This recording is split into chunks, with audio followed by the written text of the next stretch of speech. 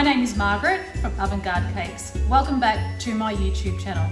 Today I'm going to be showing you how to make sugar sheets. It'll be in two parts. Part one will be the making of the sugar sheet and part two will be the assembly of the sugar sheet. So for part one, we need some refined sugar, a measuring cup. In this recipe, it'll be a 3/4 cup measuring cup. Your chosen gel colour. I have chosen the Americolor Soft Pink, and a Ziploc Glad bag. I've just measured out 3/4 cup of refined sugar, and in my Glad bag I'm going to pour sugar in there. With the gel colour, always start with a small amount. In this instance, I'm going to be just starting with 1 drop, and it all depends on how strong you want your colour. This is 1 drop. Zip close the bag, release all the air, and start to work the colour into the bag and into the sugar. While you do this, you'll see the colour is starting to tint the refined sugar.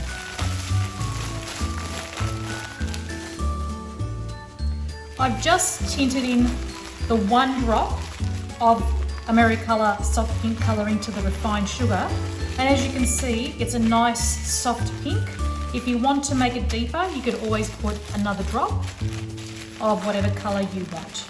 Now I'm leaving it in the Glad bag because it stops the sugar from clumping and also keeps my hands clean. For the next part of the process, this is what we need. Our sugar that's already tinted, some glucose syrup, 1 tablespoon measuring, and a spatula, preferred one with a scoop. In this next step, we're going to use a clean bowl, pour our refined sugar that's already been tinted into the clean bowl.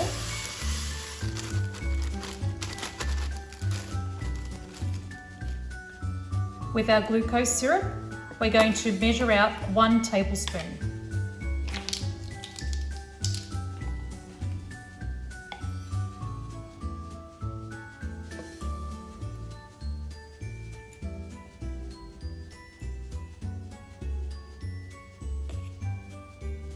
Okay, using a slotted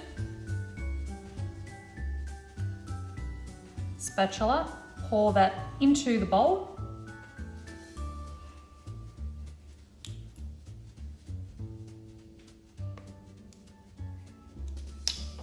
And start using your spatula to work the glucose into the bowl with the sugar.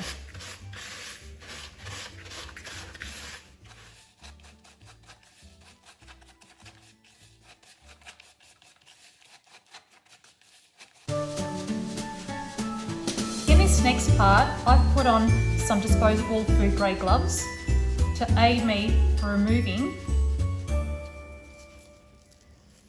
most of the sugar and the glucose syrup off the slotted spatula so it doesn't stick to my fingers, and then I can work that into the mix.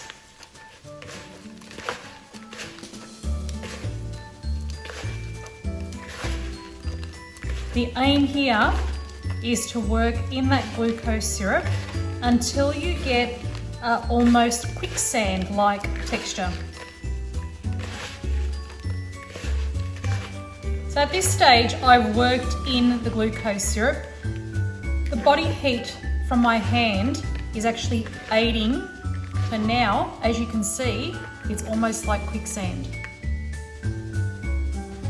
In this next step, you will need your sugar that's already been mixed with the glucose syrup, a food grade silicone mat, a spatula, a rolling pin, and a sheet of baking paper about 3/4 to the whole length of your mat.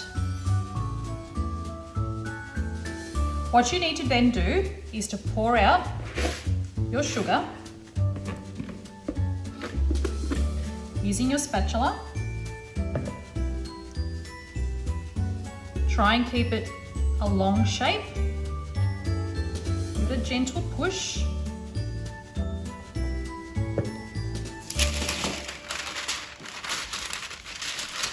Take your baking paper and your rolling pin and gently roll the width and the length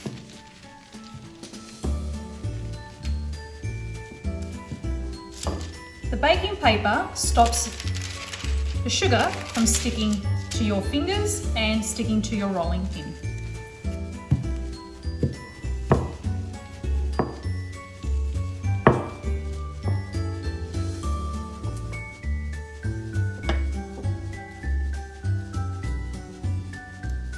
Okay, the aim here is to try and roll your sugar sheet up to about 3 to 4 millimeters in thickness, and also use a spatula to try and tuck in one side of the length of your sugar sheet so that can sit flat up against your cake.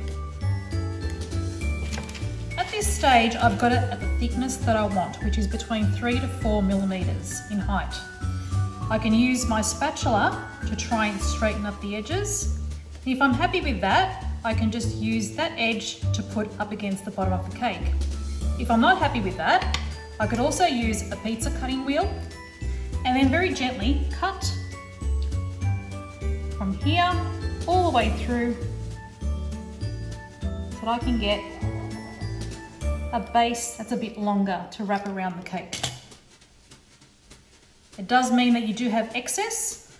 The excess can be used to add to other parts of your sugar sheet if you wish, or you can just throw it away. I have now finished rolling out my sugar sheet to the length that I want it. I'm actually going to use my pizza cutting wheel again and just trim off the edges. You can do that, or you can leave them raw edges like that as part of the wraparound on your cake.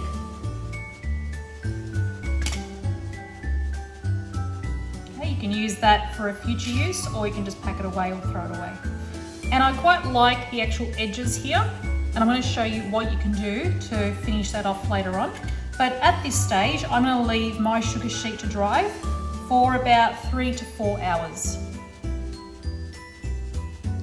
While this is drying, I've actually grabbed some rose spirit, a deep gold Rolcon luster, a little glass mixing bowl, a dropper and a paintbrush.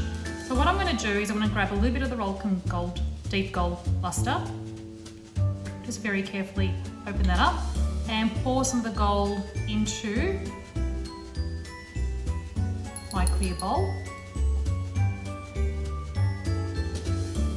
Using the rose spirit, take a couple of drops to thin my luster down.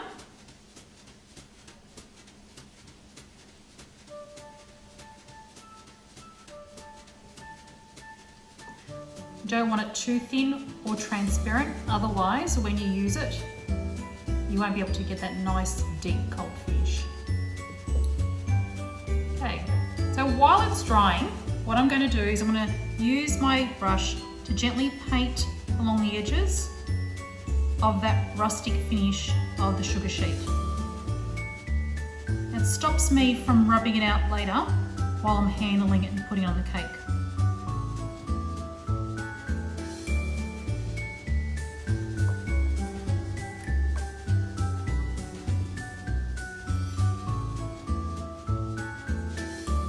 By painting on this gold luster edge, it just gives it that nice, almost gem-like finish or crushed like rock finish.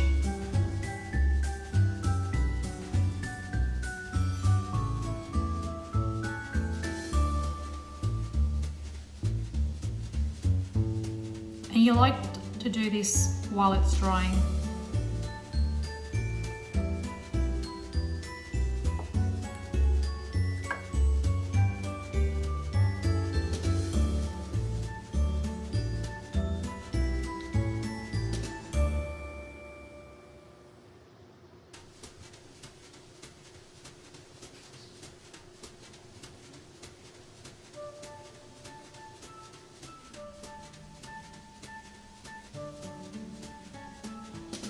So I'll turn that around so you can see what it looks like.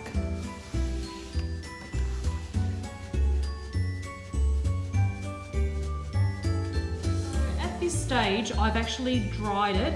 Anywhere between 3 to 4 hours is the minimum. I actually let it dry overnight, and as you can see, it's quite flexible. I can lift it up off the mat and it's quite pliable. What I'm going to be doing next is applying it onto a dummy cake. And if you wanted to apply it to your own cake, preferably something that is quite wet. So I could either use a dummy cake, which I've put a little bit of buttercream base on, or shortening, or you could also use a cake that's covered with ganache or buttercream. I'll show you now how to apply it on a cake. This is my dummy. Just lift the sugar sheet, and the side that has the gold, I'm going to be applying that onto the front of the cake and wrapping that around.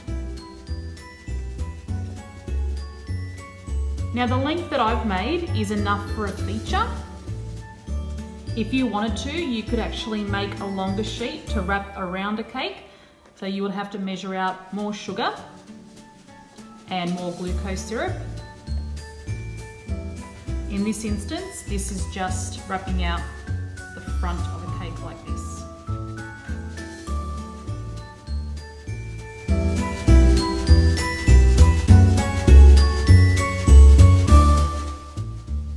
Thank you for watching my sugar sheet tutorial. Don't forget to leave a comment down below if you have any questions. You could also follow me on Facebook or on Instagram at Avant Garde Cakes. See you for now.